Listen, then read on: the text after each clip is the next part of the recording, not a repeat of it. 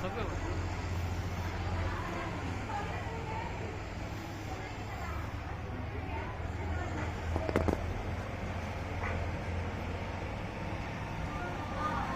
of half days and make this beautiful tale of with us truly unfortunate.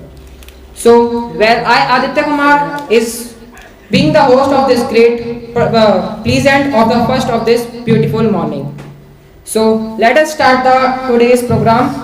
So, first of all, I would like to feel honorable Pawan Bhaiya to give the inspiring speech with us. Clap. Good morning to all of you and Happy New Year 2023. As we prepare to embark upon another new year, it's important to realize that a new year is all about starting afresh and realizing all that you have dreamed of. Leaving behind regrets, worries, and pains of the past, it's a must to mark this new beginning with hope, gratitude, and renewed energy. So let's raise a toast to Happy New Year and even happier beginning. Take inspiration from these quarters to help you get started, and if you are inspired enough, share your zeal passing with your loved one. Happy new year 2023 to all of you. जैसा कि आपको पता है, हम लोग 2022 से 2023 में आज प्रवेश किया है। हम लोगों ने दिन बड़ी तेजी से आगे बढ़ते जा रहे हैं। कुल मिलाकर 2022 की अगर हम बात करें तो 2022 हमारा एक नॉर्मल वे में गया। हालांकि जिस तरह से 2020 की अगर हम बात कर लें तो 2020 हमारा कोरोना से दुनिया त्रस्त रही, लेकिन दिसंबर आते ही कोरोना और देशों में चीन, जापान, अमेरिका और भी देशों में बड़ी तेजी से बढ़ रहा है। सबसे ज्यादा जो उसका मुख्य केंद्र है वो चीन है। इंडिया में भी अब ये हो गया है कि आप जितने भी हैं सब लोग अगर बाहर निकलेंगे तो मास्क लगाकर निकलेंगे।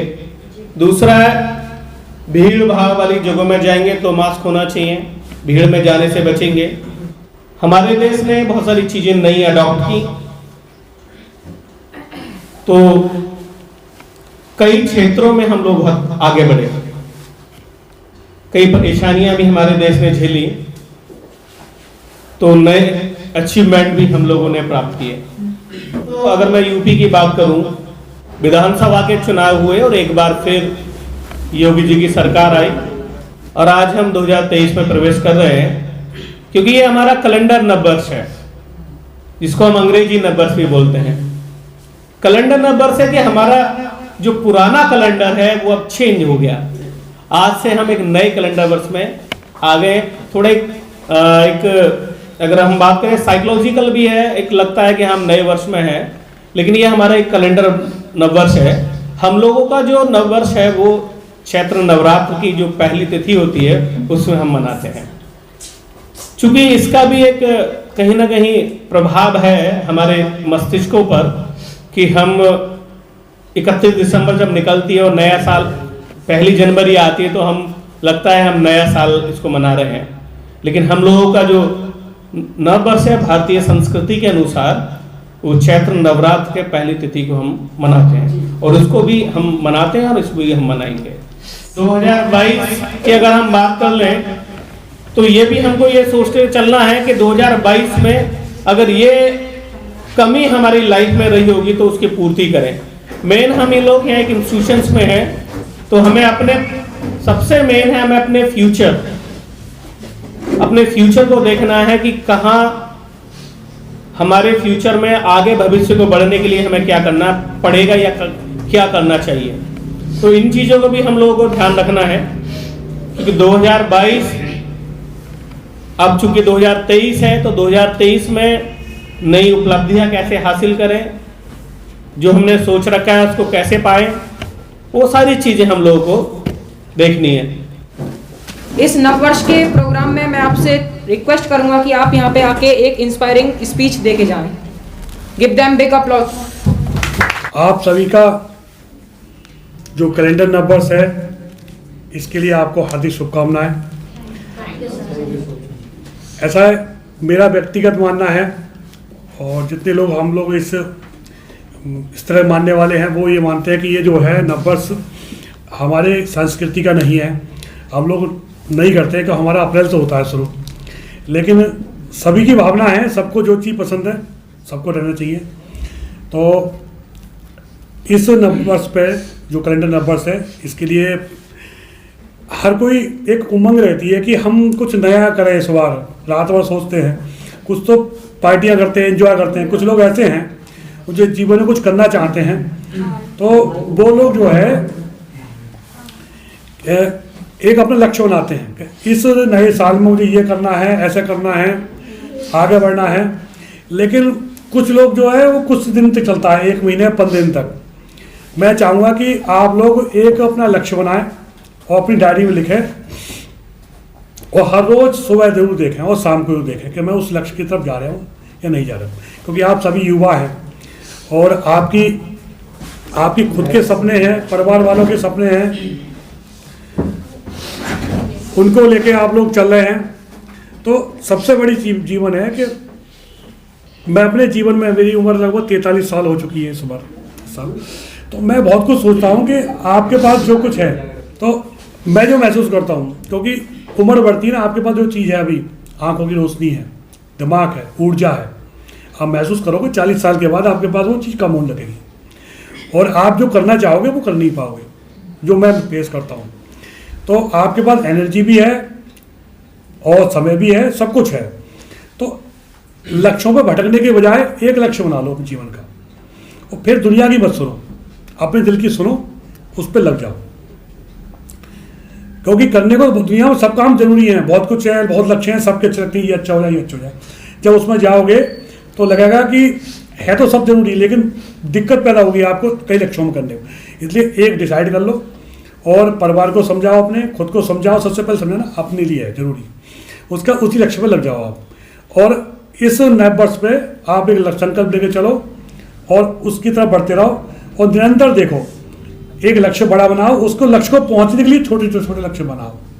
लक्ष्य आपने बड़ा बना लिया और स्टेप आपने बड़ी ली, तो एकदम ऊपर आप मकान पे चढ़ना चाहो नहीं चढ़ सकते जब तक कि छोटे छोटे ना लो। तो जो मेरा अपने जीवन में सीखा है मैंने अपना, वो आपको बता रहा हूँ कि छोटे लक्ष्य बनाओ बड़े लक्ष्य को पहुँचने के लिए, और वैसे लोगों पर बैठना शुरू करो, वैसे लोगों से मिलना शुरू करो, सोशल मीडिया में वैसे लोगों को फॉलो करो। क्योंकि आप यदि चाहोगे कि मैं आज एक कोई काम करता हूँ और वैसे लोगों में आप नहीं बैठ रहे हो, कि जिस पेड़ की जड़ मान लो सूखे जगह होंगी तो पेड़ हरा भरा कभी नहीं रह सकता हो। बहुत लोग सोचते हैं कि हम ऐसा बन तो जाएं, लेकिन हमारी संगत कैसी होती है, हमारे उठने बैठने वाले कैसे होते हैं, वो विपरीत दिशा में होते हैं, तो हमारा दिमाग चेंज होता। यदि आपने ठान लिया तो कुछ दिन आप उसमें खो जाओ, उसी के बारे में सोचो, और चाहे आपको एक आध फंक्शन छोड़ना पड़े शादियों का, या कहीं और छोड़ना पड़े, किसी को ना भी कहनी पड़े तो ना कह लो। क्योंकि यदि आपको ज़िंदगी भर ना सुननी है, लोग की ना नो सुननी है, यदि आप कामयाब नहीं हुए तो जीवन भर आपको नो सुननी पड़ेगी। आप किसी हेल्प मांगो, नो करेगा वो, आप कुछ भी करना चाहोगे वो नहीं करेगा। तो आप अपने लक्ष्य बना के जिस भी लाइन बनाना चाहते हो उसमें लक्ष्य बनाओ, और एक ऊर्जा के साथ, क्योंकि आपके पास सब कुछ है। दूसरी बात, मैं आपके ही जो पहले बताना चाहिए था, आपके ही जो संस्था है, इंस्टीट्यूट है, इससे जुड़ा हुआ हूँ YS न्यूज़ के माध्यम से। पवन जी को मैं बहुत ज़्यादा मैं दिल से आभारी रहता हूँ, उन्होंने मुझे हमेशा सम्मान दिया है, आप सबने सम्मान दिया है, और वो प्रयत्न करते हैं कि आप लोगों के बारे में कुछ नया सोचें, इस इंस्टीट्यूट को आगे लेके जाएं, कैसे इसको अच्छा बनाएं, और यहाँ के पढ़ने वाले प्रत्येक बच्चे को कैसे एक जॉब मिले और कामयाब बच्चा बने। वो हमसे भी बात डिस्कस करते हैं, दिन रात सोचते भी हैं, नई नई तरकीब निकालते हैं वो इस काम को करने के लिए। तो मेरा भी कहना है कि आप शिक्षा भी लें और इस संस्था जुड़े हैं तो लगना चाहिए कि आप एक बिलारी में और भी संस्था हो, लेकिन उनको लगना चाहिए कि आप YS के स्टूडेंट हैं, आपके बातचीत में ढंग में एक कॉन्फिडेंस और एक तरीका आना चाहिए, आप बाईस के, और एक बाईस की एक पहचान बननी चाहिए। और आप सबने मेरी बात सुनी, उसके लिए बहुत बहुत धन्यवाद, और आप सबको पुनः नववर्ष की हार्दिक शुभकामनाएं। कामना देता हूँ सभी को। और सबसे पहले भाई साहब हमारे तेजवान सिंह राघव जी, वो ऐसी ठंड में, जो आज ज़्यादा ठंड है स्टूडेंट, तो वैसे ठंड में भाई साहब यहाँ आए, तो हमारे लिए बड़ी खुशी की बात है कि भाई साहब हमसे जुड़े हुए हैं, और भाई साहब का जो सानिध्य है वो हमको हमेशा मिलता रहता है। Good morning to all of you. Good morning. I am Neeraj Kumari and Happy New Year to all of you. I am Neha. Good morning, all of you. Good morning, sir, and good morning to all of you. I am Shuk Kumar. I am standing here to express my view on a topic of importance of English. The English is an international language in nowadays. It is a language which is used in many countries. It is widely used in education, business, and even in sport. In this assignment, we will define the importance of English as international and forming language, and we will define the importance of English. English is an dominating language, having its impact in every field of work. Good morning to all of you and all my dear friends, and Happy New Year. Today I am Harshita Singh, belongs to Asalatpur, Blari Dehat. I pursue my graduation from Gramodaya PG College and Research Institute and doing ADCA from YS Education. Today I am presenting my views in front of you, and my topic is pollution. As we all know that the contamination of the land, water, air by smoke, chemical and other harmful substance is called pollution. Pollution are mainly four types: air pollution, water pollution, noise pollution, soil pollution. Air pollution. It is caused by the burning of fossil fuel and smoke from factories.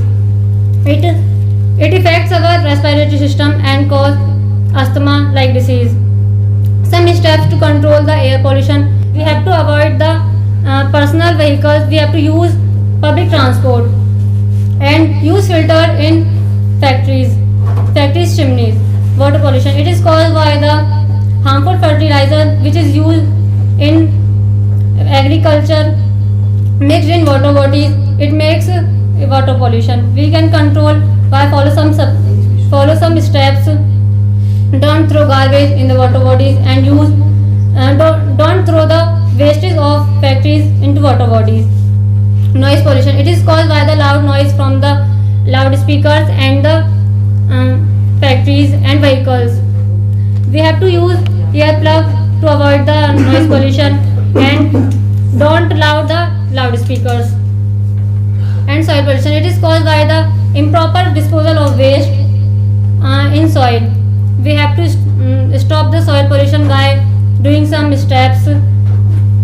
We have don't throw garbage here and there, and don't use fertilizer in agriculture because it make our soil barren. At last but not least, I want to say that we have to take a serious step to control the pollution because it affects our life and our next generation. So we are part of a solution but not a pollution. Thank you. Have a nice day. So first of all, good morning to all and Happy New Year. It's Aditya is presenting here to deliver the short speech on about the pollution. First of all, I want to ask you what is pollution? How we can control of this? This is the many type of question that we have to hide in our heart, and we have to do on the work on this type of pollution. There are mostly three type of pollution: air pollution, water pollution and land pollution. These three pollution are a mainly cause of all type of pollution. In the world, many type of pollution will be declared, but in the most of the threes are important. First of all, I want to tell about the air pollution. What is air pollution? Air pollution is the pollution which are polluted the air, and it will be a decline as we can smell on it.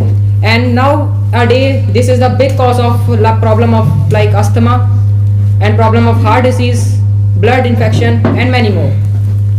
We have to do work to control the air pollution. What we have to do work to control the air pollution? First of all, we want to aware the person which are polluted the air as very much as possible. So how we can control the air pollution? This is the few steps to control the air pollution. First of all, do not smoke without any reason. Do not make a fire as without any utilization thing and without any formation of the air. Now I want to tell about what is the water pollution. Mainly cause of water pollution is causes of disease like anopheles and zyklon. These two type of bacteria can form in the water, and now the water-borne diseases. What the water we can drink is also known as the inhalable water to drink. If we drink the unpolluted or polluted water, what we have to drink? It will infect the stomach as well as the urine chemical which are present in the stomach. These few steps we have to present on these two pollution. And last and most of the pollution is the land pollution, because land pollution is a joint of these two type of pollution, air pollution and land pollution. Land pollution is the main cause of these two pollution. If we do the garbage and if we throw in the water will be polluted, and now the water will pollute. If we throw the garbage here and there, the smell will be flow on the air, and the atmosphere or the oxygen will be polluted. So please do not do the water pollution, land pollution and air pollution to hesitate a better life of human. So at last but not least, I want to tell this: the human life is the most important life. So do not pollute the air, water and land. Thank you. सनातन धर्म जिसका कोई अंत नहीं है, जिसका ना ही कोई आरंभ है, वही सनातन धर्म है। और भारतीय संस्कृति, भारत ही ऐसा देश है जहाँ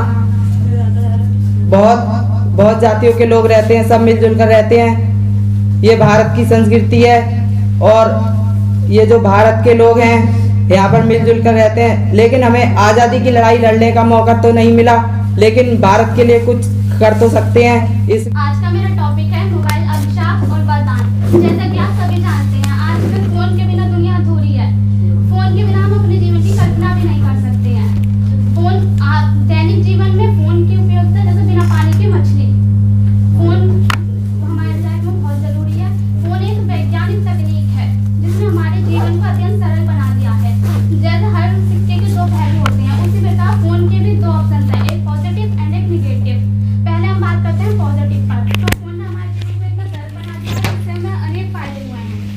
पहला, फोन से हम किसी भी दूर बैठे लोगों से बात कर सकते हैं, वीडियो कॉल कर सकते हैं। नंबर सेकंड, जीपीएस की मदद से हम किसी भी स्थान का पता लगा सकते हैं, कौन सा व्यक्ति कहाँ पर है, इस बारे में जानकारी ले सकते हैं। तीसरा, पढ़ाई के लिए फ़ोन बहुत ज़्यादा ज़रूरी है। जैसा कि अभी लॉकडाउन में हम सारे स्कूल कॉलेज बंद हो गए थे, जिसकी वजह से फ़ोन की वजह से ही हमने अपनी पढ़ाई कंप्लीट की, ऑनलाइन क्लासेस ले पाए। चौथा, फ़ोन से हम ऑनलाइन शॉपिंग भी कर सकते हैं, कोई भी चीज़ ऑर्डर कर सकते हैं कम टाइम में। अब जिस प्रकार फ़ोन के इतने फ़ायदे हैं, उसी प्रकार फ़ोन के नुकसान भी बहुत हैं। सबसे पहला, फ़ोन का लंबे समय तक इस्तेमाल करने से हमारी आंखों और मस्तिष्क को बहुत तनाव देता है, जिससे कई बीमारियां होती हैं। दूसरा, फ़ोन सबसे ज़्यादा बच्चों की पढ़ाई पर नुकसान दे रहा है, जिसकी वजह से बच्चों की पढ़ाई में रुकावट आ रही है। पूरे दिन PUBG, free fire, Insta reels, story लगाने में लगे पड़े हैं सब, जिसकी वजह से पढ़ाई नहीं हो पा रही है। तो फ़ोन का कम से कम इस्तेमाल करें और अधिक अपनी फैमिली को भी इम्पोर्टेंस दें। I am Pooja, I belong to Bilari. और मैं जैसे कि खुशबू ने बोला, मोबाइल एक शराब है वरदान, इसी पे मैं कुछ बोलना चाहूँगी। मोबाइल की वजह से आजकल फैमिली वालों को टाइम नहीं दिया जा रहा है। खाना वाना खाते टाइम मोबाइल चलाते हैं, माँ बाप की कोई बात नहीं सुनता है, इधर उधर बैठे रहते हैं। I am Monica, I belong to Asalpur. अब क्लैपिंग तेजी से हो जाए भाई।